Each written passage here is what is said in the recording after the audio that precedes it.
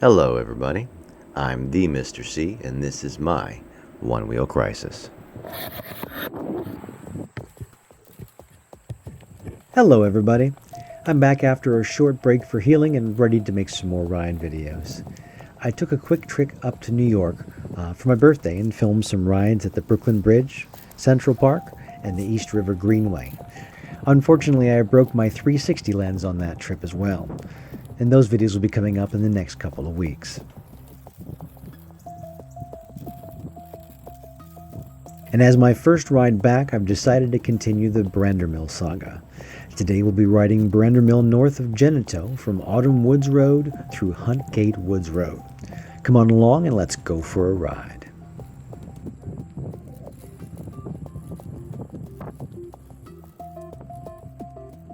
Normally right about now I would be telling you about the history of Brandermill, but after 3 episodes and only 50 years of history, I've kind of run out.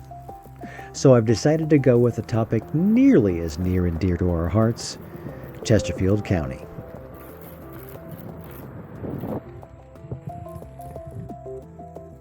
Chesterfield County is just south of Richmond in the Commonwealth of Virginia. Its borders are defined by the James River to the north and the Appomattox River to the south. Chesterfield County was formed in 1749 from parts of Henrico County.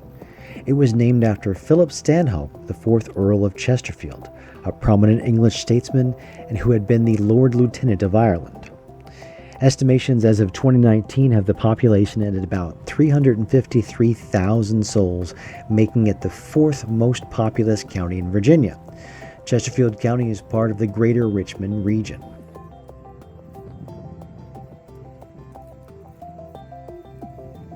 The U.S. Office of Management and Budget defines the area as the Richmond, Virginia Metropolitan Statistical Area, which consists of 17 county-level jurisdictions including the independent cities of Richmond, Petersburg, Hopewell, and Colonial Heights.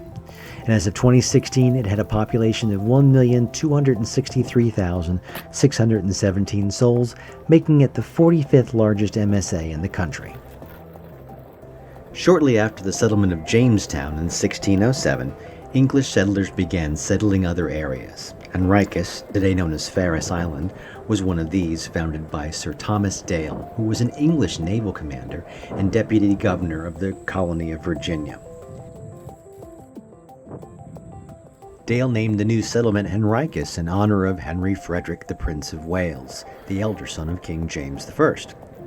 When finished in 1619, Henricus contained 3 streets, a church, a hospital, and watchtowers.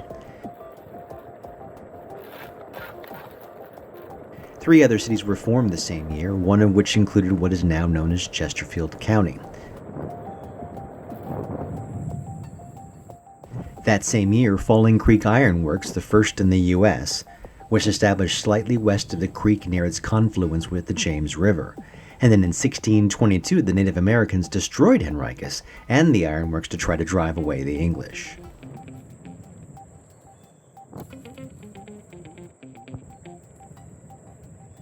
On May 25, 1749, the Virginia House of Burgesses separated Chesterfield from Henrico County. Its county seat is Chesterfield Courthouse.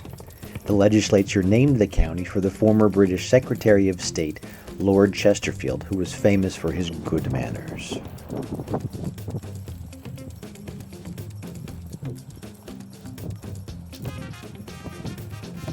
Mining in the Midlothian area of Chesterfield began in 1701 when the French Huguenot That's chasseur. It's 18th century French Huguenot. settlers to the area discovered coal. Commercial mining began in the 1730s.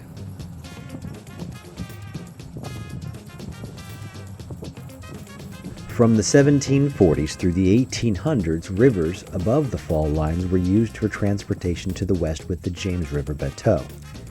A canal was built in Manchester section of Chesterfield to enable transportation of coal around the James River. Portions can still be seen at the south end of the Richmond's Mayo Bridge.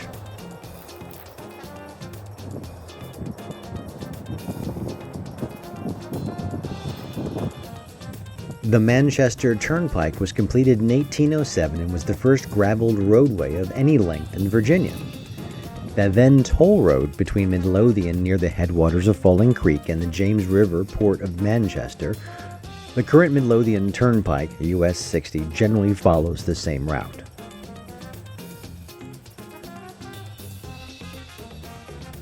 Created in 1816, the Virginia Board of Public Works was a government agency which oversaw and helped finance the development of Virginia's internal transportation improvements.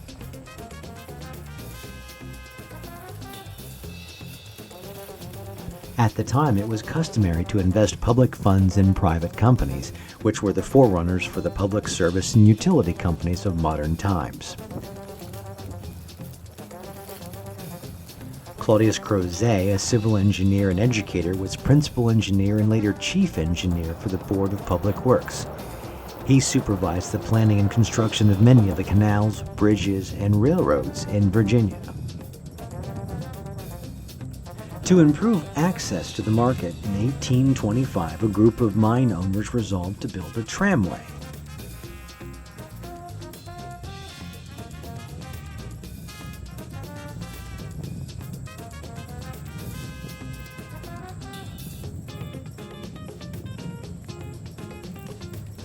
In 1831, the Chesterfield Railroad opened as the first railroad in Virginia.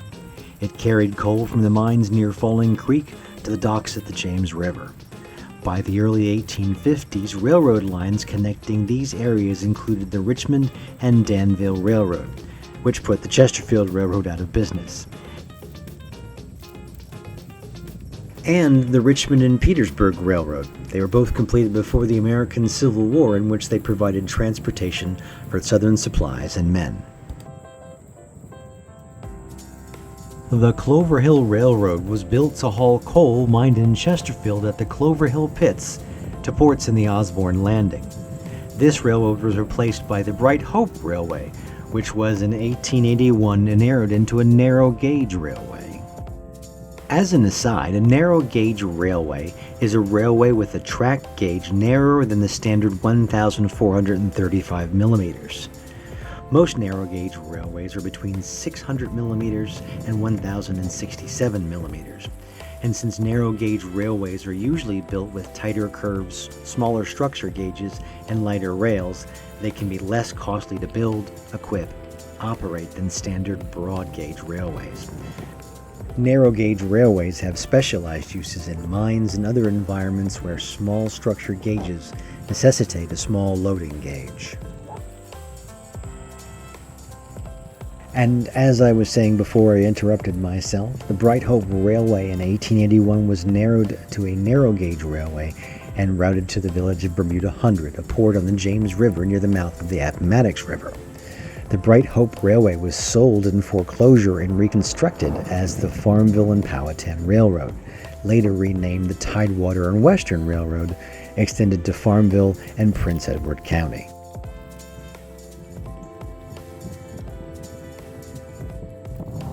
And as a side note, because it tickles me all the absorption and reabsorption of the various railroads since the beginning, the Richmond and Danville Railroad became part of the Southern Railway in 1894 and is now part of the Norfolk Southern Railway. The Richmond and Petersburg Railway became part of the Atlantic Coastline Railroad, and in 1900 a mostly parallel line was built by the Seaboard Airline Railroad with a branch line in Hopewell. Through the reconstructing of the railroad industry beginning in the 1960s, the CSX transportation system eventually absorbed parts of both of these lines.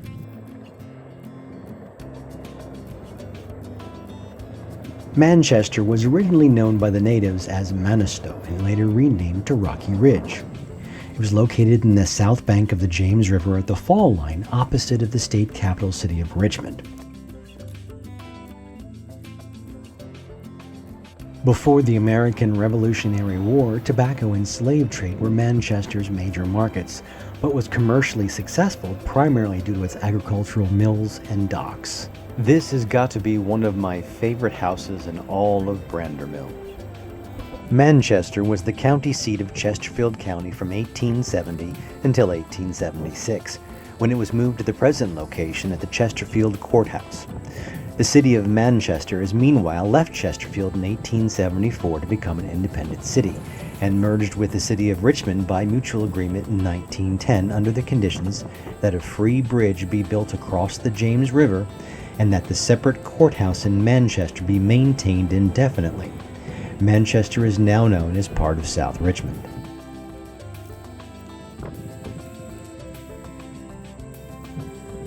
Colonial Heights was formerly an incorporated town in Chesterfield County and became an independent city in 1948. The population is 17,411 souls. In 1634, by order of King Charles I of England, the Virginia colony was divided into 8 original shires of Virginia, one of which was Henrico County, which was included the future land of the Colonial Heights.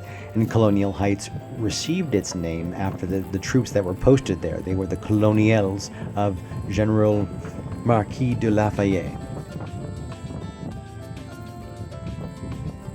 Chesterfield County shares borders with 3 independent cities and had long been exposed to annexation suits from any of them under Virginia law. The county lost territory to the city of Richmond through several suits in the 1900s, most notably 1910, 1914, 1944, and the city's most recent attempt of 1970, which caused quite a bit of controversy. During the annexation lawsuit filed by Richmond in 1965, which was seeking 51 square miles of Chesterfield County, Irvin G. Horner, the then chairman of the Chesterfield County Board of Supervisors, and Phil J. Bagley Jr., the mayor of Richmond, met privately and came up with the Homer-Bagley Compromise.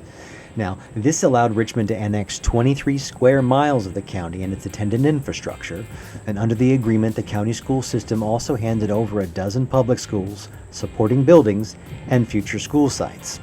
Residents of the annexed area were very unhappy about this, as the Richmond public schools were already involved in a contentious racial desegregation lawsuit in the federal courts because of its failure to integrate.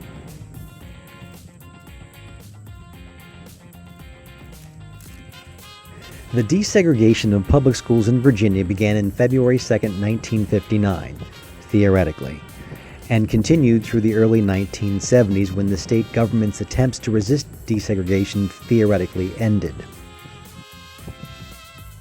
During this period, the African American population of Virginia pushed for desegregation primarily by filing lawsuits in federal courts throughout Virginia.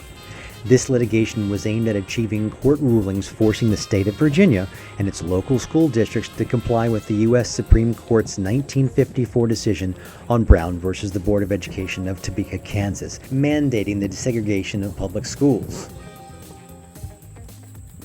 State and local officials, however, generally resisted efforts to bring about desegregation and utilized their political power to avoid and then minimize public school desegregation.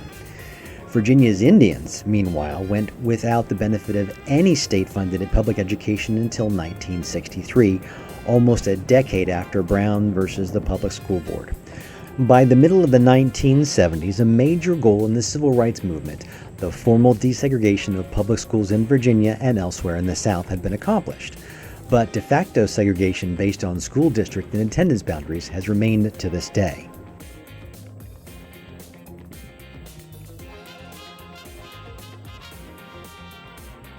Many of the 40,000 residents who had lived in the annexed area had been opposed to this action. They fought unsuccessfully for more than 7 years in the courts to have the agreement reversed. Some called the annexed 23 square miles the occupied Chesterfield. And in 1979, the Virginia General Assembly adopted legislation that allowed any county meeting certain population and density standards to petition the local circuit court to declare the county permanently immune from annexation. And then in 1981, Chesterfield County and several other counties in the state received this immunity from Richmond. And in 1987, the General Assembly placed a moratorium on future annexations of any county by any city.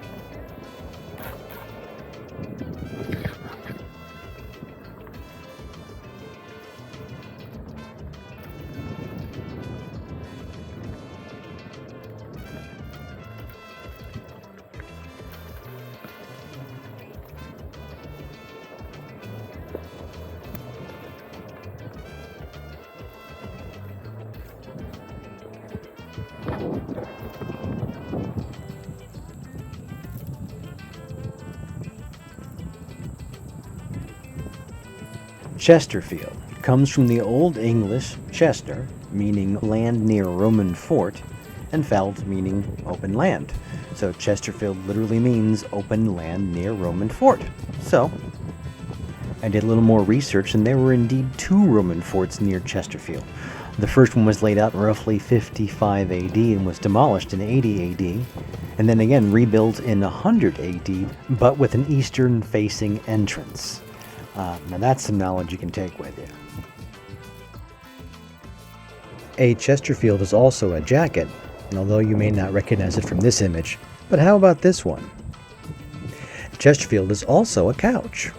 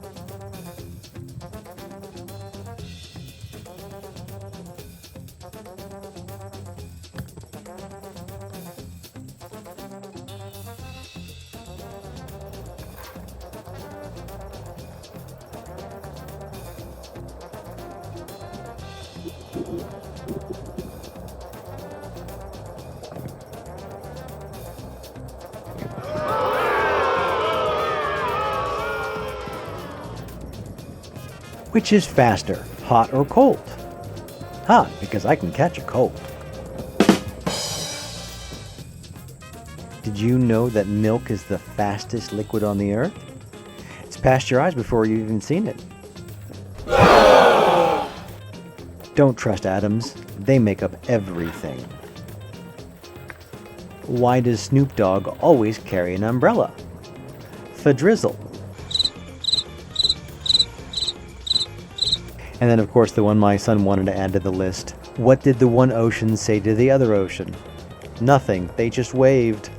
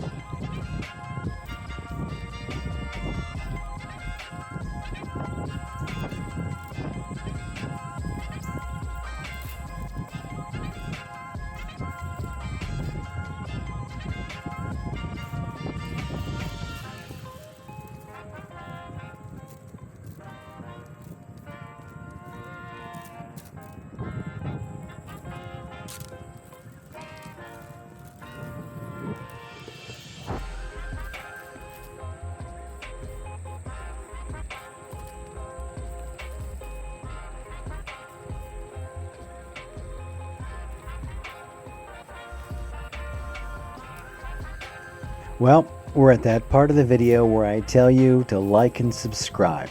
I've been making videos for 8 months and have enjoyed it immensely. I have 43 subscribers and I'm generally okay with that.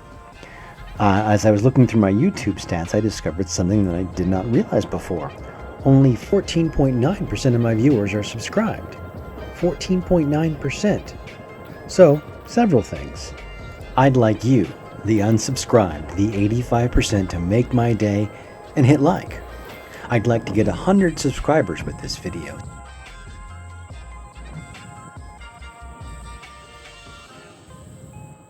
And always remember, the best way to help myself and my channel is by liking and subscribing.